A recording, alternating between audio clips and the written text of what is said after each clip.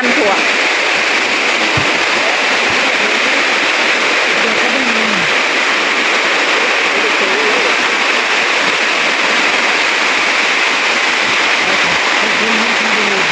น้ำท่วมอีกแล้ว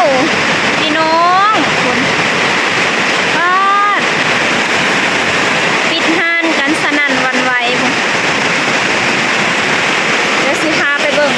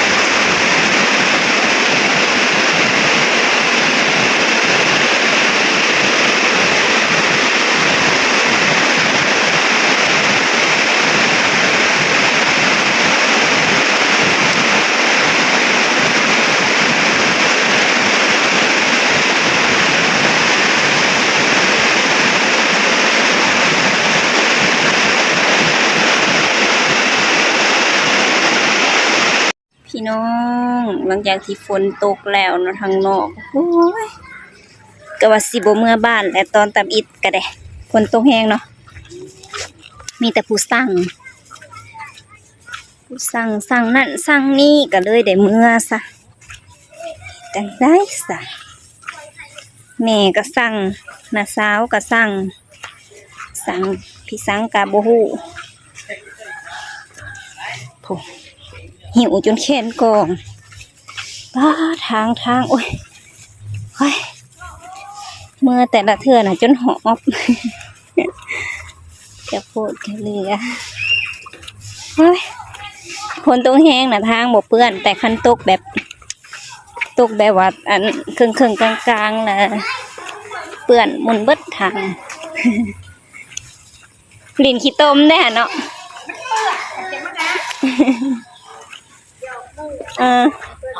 เพื่อนหดงามซ้ำไปแล้ว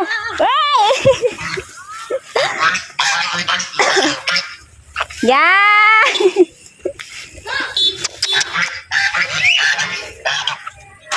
มาก็มาขี้ดื้ออยากจะออกพี่น้องเลยมันก็บ่ครบดอกมันอยากจะออกย่านเนาะเมื่อยเฝ้าปีนหานเผาอันนั่นน้าสาวกะเล่งมาไว้เด้อมาตะเวนในเด้อสะเบ้อน้ำท่วมพี่น้องเลยผู้วัยรุ่นเพิ่นผู้ลินน้ำนั่นก็ได้มาลุมตุ้มติมผู้นำกับโบเบียเมื่อยน้ำอัง ท่วมทีบท่วมแดนมีปลาเสยได้นี่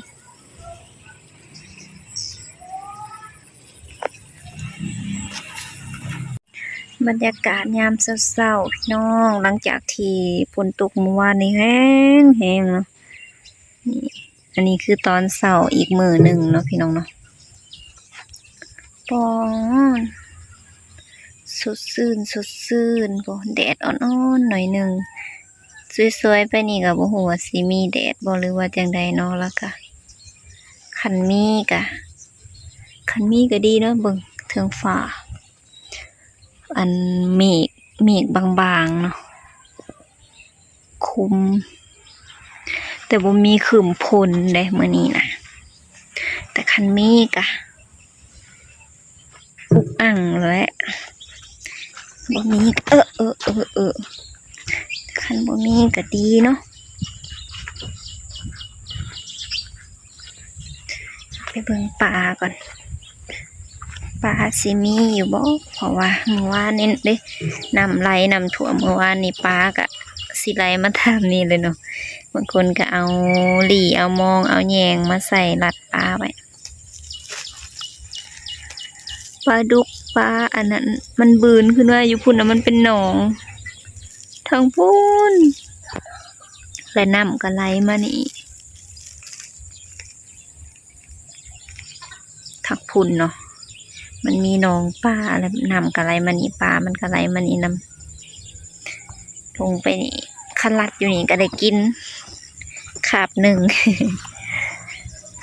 นี่อันนี้โมเมนน้ำแบบน้ำเปื้อนน้ำอะไรได้เนาะเป็นน้ำนองเลยนี่แต่ก็โอ้ดอกว่าเป็นน้ำเปื้อนบ่พอเห็นมันไหลแบบนี้ตลอดเวลาฝนตกแห้งๆมันก็สิไหลแบบนี้ไปลงตลาดกันพี่น้อง